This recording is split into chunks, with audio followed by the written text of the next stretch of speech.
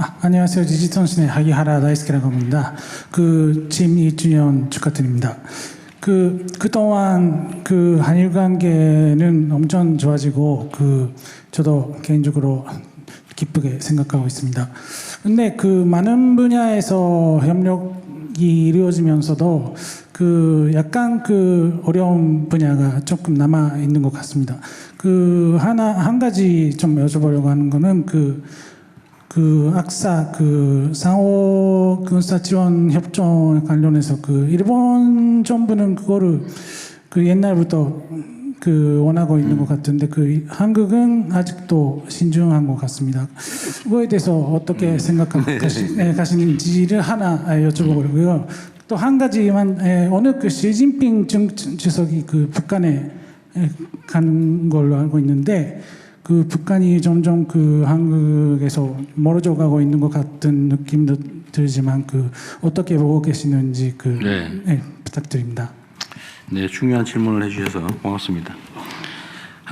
우선 동아시아 전체의 외교 안보 상황이나 이런 거에 관해서 말씀을 좀 드리면 일단 남북 관계는 더 이상 나빠지기 어려울 만큼 나빠져 있어요. 우리는 이제 대화, 소통, 협력, 공존, 공동 번영 이 길을 가고자 하죠. 그러려면 사실은 상대를 존중해야 하거든요. 그런데 이게 정치적 요인에 의해서 존중을 하는 게 아니라 적대시했죠. 심지어 전쟁을 유발하려고까지 했잖아요. 북한이 참 견디기 어려웠을 거예요. 맨날 무인기 보내서 일부러 들으라고, 일부러 보이라고 했다는 설까지 있지 않습니까? 내가 도발하고 있다. 뭐 이렇게 몰래 한 것도 아니고, 일부러. 그걸 이제 계엄의 명분으로 삼으려고 군사 충돌을 유도했다. 그걸 견뎌내면서 얼마나 모멸감을 느꼈겠어요? 객관적으로 대한민국의 군사력 수준은 세계 군사력 5위로 평가받고 북한은 31인가 뭐 그래요. 근데 객관적 지표로 보더라도 우리나라는 국방비로 쓰는 돈만 북한 1년 국민 총 생산의 1.5배쯤 돼요. 이 사실은 객관적인 전력은 경제력 차이잖아요. 국방력도 비교할 바가 아니고 그냥 핵무기에 자꾸 매달리겠죠. 그런데 거기를 적대적으로 위협을 했던 거죠, 사실은. 우리가 압도적인 군사력을 가지고 있으니까. 이제 그게 쌓인 겁니다. 그래서 철천지 원수도 앞으로 나한테 말도 걸지 마. 말 걸면 죽일 거야. 지금 이래 된 거예요. 그리고 말 걸 가능성이 이렇게 담장을 쏴버렸어요. 지금 155마일 붕괴선상에 삼중 철책, 철근 콘크리트 방벽 이런 거 쌓고 있어요. 싹 다 쌓겠대요. 전 붕괴선에. 들여다보지도 말라 이거예요. 이렇게 됐어요. 근데 이렇게 되면 피차 손해죠. 군사적 긴장이 높아지고 대결적으로 가게 되면 경제 상황이 나빠지지 않습니까? 제일 피해보는 건 우리 국민들이죠. 경제적으로 어려워지니까. 주가 저평가의 한 원인이기도 하잖아요. 한반도의 지정학적 리스크. 어쨌든 이걸 해결하기 위해서 우리는 그래도 좀 얘기는 하자. 전쟁을 할 때도 원래 대화는 외교는 하는 거예요. 오른손으로 때리고 싸우더라도 왼손은 잡아야 되는 거죠. 소통을 해야 돼요. 그래야 전쟁을 끝내기라도 할 것 아닙니까? 불필요한 희생을 피차 맞고 하다못해 포로 교환이라도 하려면 대화를 해야 될 거 아니에요. 근데 아예 다 닫았어요. 그거 어떻게 되겠어요? 그래서 우리는 그래도 끊임없이 관계 개선을 위해서 노력해야죠. 약간의 성과는 있어요. 오물 안 보내잖아요. 남쪽에다 대고 방송에서 괴롭히는 거 안 하잖아요. 강화도 주민들은 어제 방송 안 와서 좋다고는 하는데 참. 여하튼 그래서 조금씩 개선은 돼요. 그러나 그렇게 쉽지는 않습니다. 이게 시진핑 주석께서 한 말이 있죠. 뭐라더라? 석자 얼음이 하루 만에 다 녹겠냐. 녹이긴 하더라도 시간이 걸릴 거다. 한중 관계도 그렇게 얘기를 했는데 남북 관계도 그 비슷하지 않을까 싶습니다. 그렇다고 포기할 수는 없어요. 끊임없이. 왜냐하면 우리한테 손해니까요. 그리고 역사의 눈으로 보면 80년, 70년 길지 않습니다. 역사적으로 보면 300년 만에 다시 뭐 합치는 경우도 많고요. 대한민국이 이렇게 분단돼서 대결하고 하는 것도 길게 보면 그렇게 뭐 오래되고 심각한 거 아닙니다. 우리 헌법이 정한 바의 길을 가야죠. 평화적인 통일의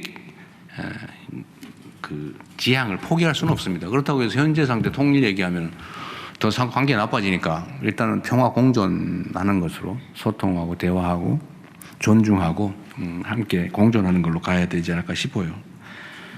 저는 뭐 시 주석이 북한을 방문하고 또 러시아와 북한이 또 밀접하게 또 관계하고 또 남북 간에는 점점 뭐 경계가 좀 더 커지고 경계선이 점선이 실선이 되고 실선이 이제는 뭐 장벽이 되고 그렇긴 하지만 끊임없이 대화해야 된다. 특히 주변 국가들과의 관계를 정상화해야 된다. 우리가 한미동맹을 존중하고 또 중요하게 미래지향적으로 발전시켜 가야 되는 거 분명하지만 그것만이 전부는 또 아니죠.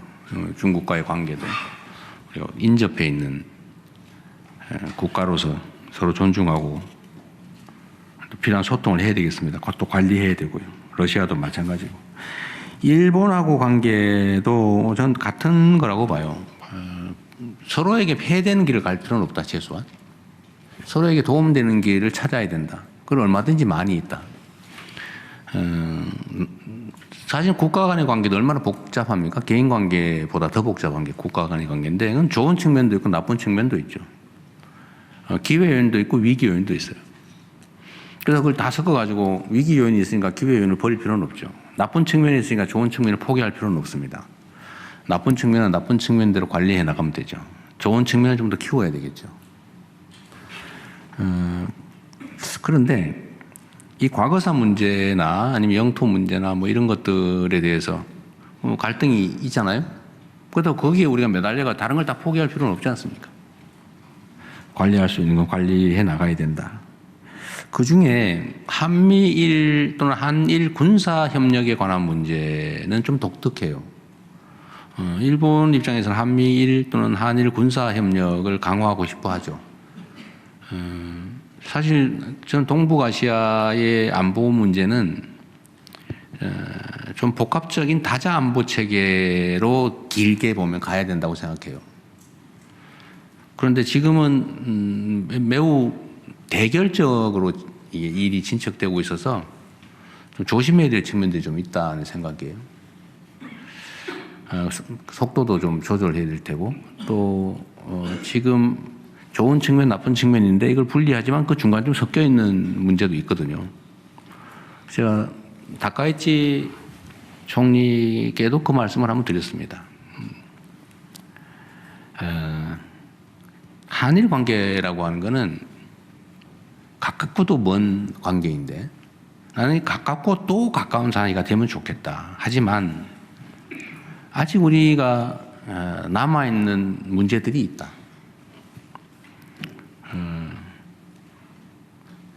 분명히 주먹질을 해서 내가 맞았는데 맞아가지고 내가 눈도 터진 과거의 기억이 있는데 치료비도 내고 내가 일도 못하고 그랬는데 우리 친하게 지내자. 그래 일단 필요하니까 친하기는 지내지만 진짜로 완전 협력을 할 수 있겠냐? 그러려면 내 전에 때려서 미안하다 진짜로. 그래야 진짜 친구가 되지 않냐? 너 그때 아팠지. 치료비 많이 들었지. 다시는 안 때릴게. 진짜 미안해. 그래서 진짜 안 때리겠구나. 이렇게 돼야 뭘 하지. 내가 언제 때렸는데. 그럼 미안하다고 한번 해줄 됐어? 또 해? 미안하다고 또 말해야 돼? 내가 3번 했는데 또 해야 돼? 이러면 그게 진짜 마음이 통하겠냐. 이게 내 생각이 아니고 우리 대한민국 국민들 바닥에 있는 마음의 일부다. 그런 것들이 정리될 필요가 있다. 그건 돈의 문제도 아니고 다른 문제가 아니라 그거는 정서의 문제다. 정서. 뭐 대한민국이 무슨 돈이 부족해 돈 내라고 너 옛날 치료비 든 거 다 내놔 일 못해서 돈 못 번 거 다 내놔 이러지 않는다. 진정한 관계가 되기 위해서. 그래서 군수지원협정 이 문제도 대한민국 국민들 뭔 소리야 라고 생각한다 지금. 내가 보기엔 현실적 필요성이 있다. 그러나 그건 현실적 필요성이고 우리는 국민들의 정서상 이거 받아들이기가 현재는 어렵다. 이런 얘기하면 나 혼난다. 우리 입장도 이해하시라 이렇게 얘기했어요. 그런데 상황이 지금 현재는 그렇습니다. 이게 본질적으로 다 깨끗이 정리된 상황이 아니기 때문에 그렇죠. 저는 정리해야 된다고요. 언젠가는 반드시. 그래야 진정한 한일 관계가 이루어진다. 진심으로. 때려서 진짜 미안해가 진심으로 해야 된다. 언젠가 그래 될 거라고 봅니다.